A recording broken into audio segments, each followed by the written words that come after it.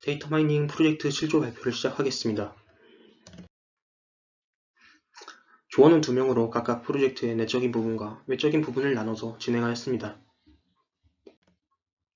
목차로는 프로젝트를 진행하며 참고한 자료들에 대한 간단한 소개 후 프로젝트의 기획의도와 개발 목표, 그리고 프로젝트를 위해 선정한 추출 데이터를 알아보고 마지막으로 결론을 소개하고자 합니다.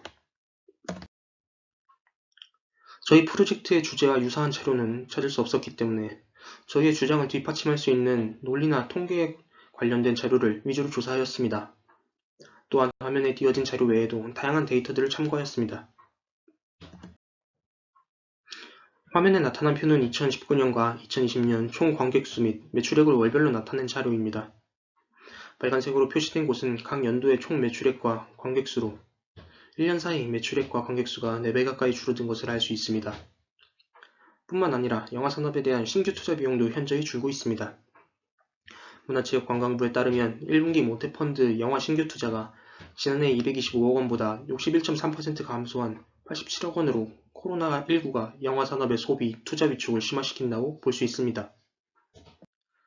코로나19라는 환경적인 요인으로 가정에서 소비 가능한 OTT 산업이 보급 및 보편화되었습니다. OTT는 오버 더 탑의 약자로 인터넷망을 통해 다양한 미디어 콘텐츠를 제공하는 서비스를 의미합니다.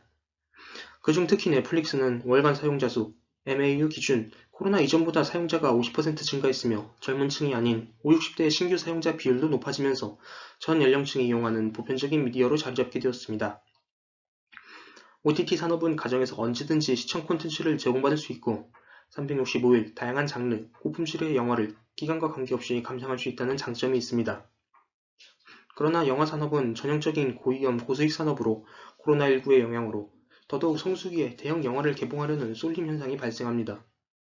따라서 비수기에는 재개봉 영화로 빈 스크린을 충당하게 되는데 영화진흥위원회의 한국영화산업결산에 따르면 이러한 재개봉 영화가 대부분 예술 영화에 국한되고 있음을 확인할 수 있습니다.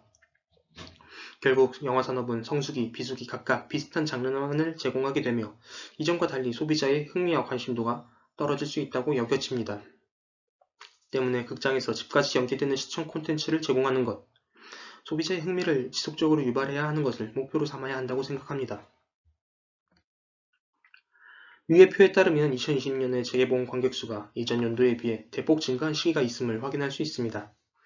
전체 대비 관객 비중, 매출이 최대 25.1%까지 증가한 것을 아래 표에서 나타내고 있습니다.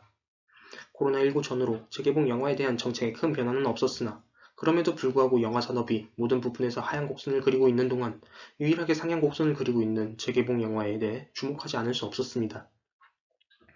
앞서 얘기한 영화 산업의 문제점과 고전을 면치 못하는 매출에 조금이나마 이익을 가져오는 것을 재개봉 영화 선정 방식의 개선을 통해 해낼 수 있을 것이라 생각했습니다. 프로젝트는 입력한 기간에 다양성을 지닌 장르 영화를 추출하고 입력 연도의 소비자 영화 선호 장르와 대조하여 선별 및 추천하는 것을 목표로 합니다. 상영 지역별, 상업성과 수익성을 고려하고 스크린 점유율과 누적 매출액의 비율을 확인. 스크린 점유율이 낮지만 누적 매출액이 높거나 점유율과 누적 매출액의 비율이 높으며 저작권료가 낮은 과거 영화를 선정하는 등 화면의 조건 외에도 다양한 가설 설정을 통해 결과를 도출할 것입니다. 몇몇 가설을 요약해서 소개하겠습니다. 영화진흥위원회의 2020년 8월 10일 스크린 독과점 기준에 따르면 극장 상영 횟수 점유율 50% 이상과 50% 사이의 영화에 대해 모니터링을 실시하고 있습니다.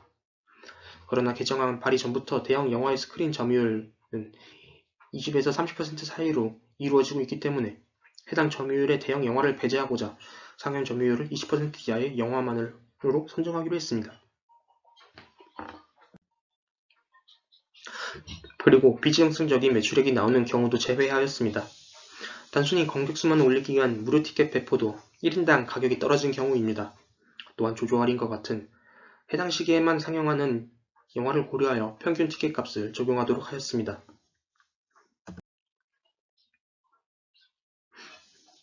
해당 표는 영화 마케팅에 있어 지역 간 영화 선호도의 차이와 매체 이용 행태 연구에 대한 논문에서 발췌한 것입니다. 지역별로 약간의 장르 선호도의 차이가 존재한다는 것을 확인할 수 있었기 때문에 저희 프로젝트에서도 이러한 결과를 반영하고자 지역별로 도출을 가능하도록 고려하였습니다. 또한 광역시도 내 구 단위로도 조사했으나 유효한 자료를 발견할 수는 없었습니다. 구별 관람 횟수의 차이는 있었으나 지역별 장르 선호도와 같은 유의미한 차이점을 발견할 수 없었기 때문입니다. 그리고 여러 번 재개봉하는 영화를 제외하였습니다. 소비자의 흥미를 끌 수 있는 다양한 장르의 재개봉 영화를 추천하는 프로젝트이기 때문에 연휴나 기념일에 자주 재개봉을 하는 영화나 현재까지 지속적으로 재개봉하는 영화는 제외하였습니다. 저희는 프로젝트를 위한 데이터를 추출하고자 R과 크롤링을 사용하였으며 화면에 나타난 사이트를 중점으로 추출 데이터를 선정하였습니다. 한국영화진흥위원회와 레피드 API의 API를 차용하였으며 플릭스페트롤, 네이버 시리즈온, 구글 무비 플레이 스토어 등의 데이터를 확인하였습니다. 한국영화진흥위원회 API로 국내 영화산업 전반적인 데이터를 추출하였고 플릭스페트롤에서 OTT, 특히 넷플릭스의 데이터를, 네이버나 구글 등에서 소비자의 리뷰나 평점 등의 직접적인 반응을 수집하였습니다. 한국영화진흥위원회 API에서 화면과 같은 개체, 그 밖의 다양한 주제로 데이터를 추출할 수 있었으나 같은 데이터라도 주제에 따라 출력되는 데이터의 오차가 있어 정확성 면에서 약간의 아쉬움이 있었습니다. 도출한 데이터를 통해 2020년 한국 박스오피스 매출액 점유율 탑10을 나타내었습니다. 탑10 영화는 2020년 매출 점유율의 절반을 차지하고 있으며 탑10 영화의 장르 분포는 드라마 6편, 액션 4편, 범죄, SF, 어드벤처 각각 1편씩으로 그 이하의 영화를 살펴보더라도 드라마, 액션의 비율이 높은 것을 확인할 수 있었습니다. 이러한 조건의 데이터는 앞서 얘기한 것처럼 OTT 산업의 대표격이라 할 수 있는 넷플릭스의 데이터를 간접적으로나마 제공하는 플릭스페트롤이나 한국 영화와 외국 영화를 소비하는 사람들의 반응을 알 수 있는 시리즈온, 무비플레이 등의 사이트에서 제공하는 데이터를 수집하여 한국영화진흥위원회와 같은 API를 제공하는 곳에서 가공한 데이터와 교차 겸증을 실시할 수 있게 됩니다. 화면에 나온 것처럼 장르별로 구분하도록 하였고 각 사이트에서는 제공하는 장르 기준이 다르기 때문에 동일한 기준을 가질 수 있도록 정리하였습니다. 결과적으로 평균 스크린 점유율, 평균 관객 대비 매출 비율, 평균 관객수를 감안한 데이터에서 프로젝트의 가설에 해당되는 영화를 선정하고 이를 크롤링 데이터, 리뷰, 평점, 장르 등을 비교 대입하여 최종 재개봉 영화를 도출할 수 있게 하였습니다. 지금까지 7조의 발표였습니다. 감사합니다.